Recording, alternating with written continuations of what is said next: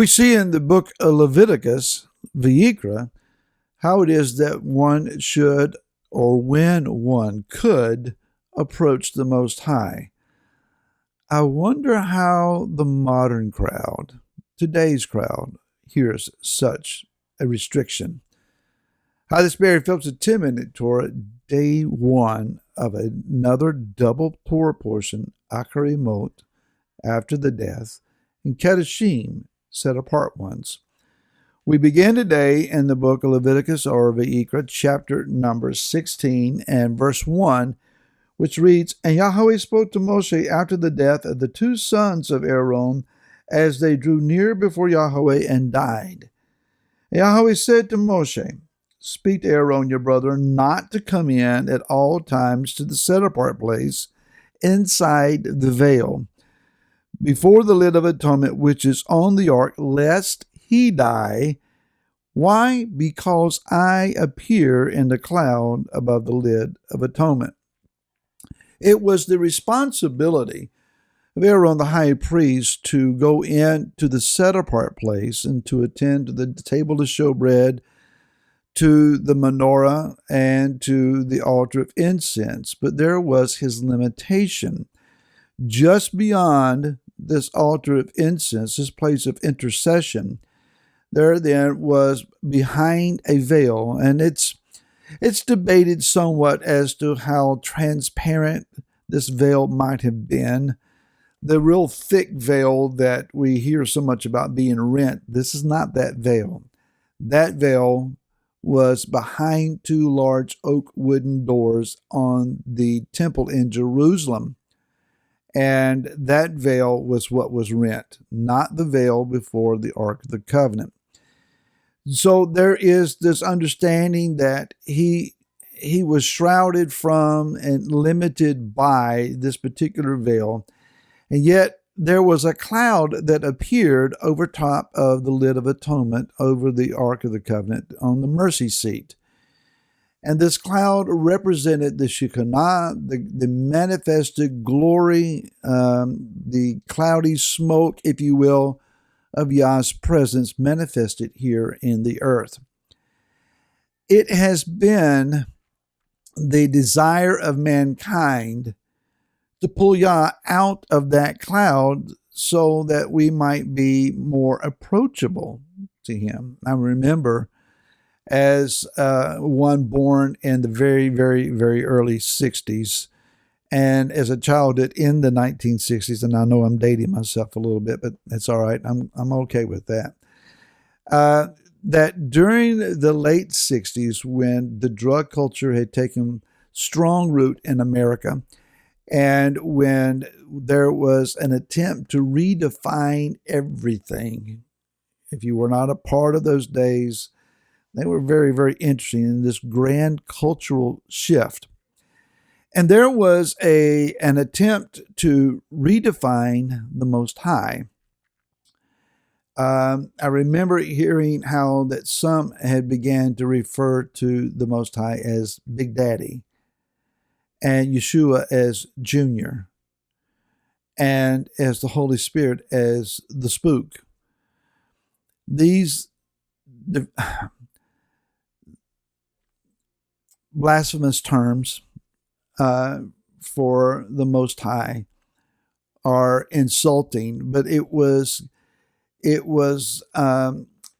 presented as an attempt to make Yah more approachable for a crowd who didn't understand him. If there was any misunderstanding, it was not because that they didn't understand God or Yah. It was a failing on whatever institutions that they had previously been a part of to properly present him.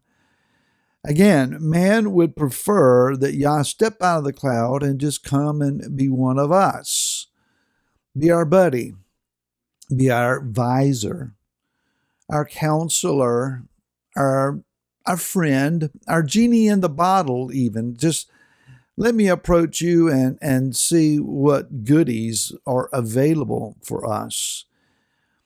But here's the other side of this, and that's just That's just the frail workings of frail minds and frail men. Do we really, really want Yahweh to step out of the cloud? Do we want him to be more easily accessible? Is that really, if we think about this, is that really who we want? I think I would prefer that Yah remain most set apart. And that is that his esteem would be beyond all imagination. And as I've shared before, to understand that there is more that we do not know about him, an unsearchable amount more that we do not know about him than what we do know that he has already revealed. And that is that as the part of him that has been revealed is glorious and overwhelming, how much more that which we have no capacity within ourselves to begin to contemplate, let alone understand. And yet we should be able to realize that whatever we have no capacity to realize about him, it is consistent in character with that which he has revealed to us. Secretly, Yah is not some sort of tyrannical despot just waiting to wipe mankind out when they least expect it. Yah is not filled with revenge. Yah is not looking to smoke this planet and just start over somewhere else with the next planet in line or the next universe in line. Yah is committed to his plan, to his absolute perfect plan to bring about his kingdom on this earth and to eventually bring heaven to earth, the holy city, New Jerusalem, New Jerusalem, coming from the heavens and settling upon the earth. That is his plan. And I'm looking forward to the complete fulfillment and fruition of that plan. In order for that to take place, Yah has to remain Yah. And he has to retain the right to say to us, you can come this far, but no further. And so we have this holy tension that we deal with, this overwhelming yearning to be vitally connected to him, to know him, to seek his face, to find more about him. And it's not just a curiosity hunt. I mean, it can't be just mere curiosity. It has to be longing. It has to be yearning. It has to be a passionate drive to know him who is the creator of us all. And in finding him, that we find the glory of him. And so as we search for him and he is further revealed to us, then we realize that we have just exposed another layer, or he has revealed another layer that can only result in us going, I don't know that I can handle this. The glory is overwhelming. And so where is that border? Where is that line where we approach him and he reveals all that we can stand?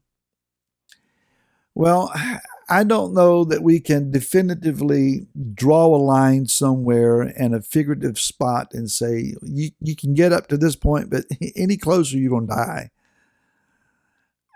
I think it all comes down to, where is your capacity? If we're only wanting to add him as icing on our fleshly cake, just to be a sweet spot for us, well, that's easily accessible. If we're wanting him to be our approver, then work hard and know that he smiles and he strengthens and encourages us in our endeavors. That's, again, easily accessible.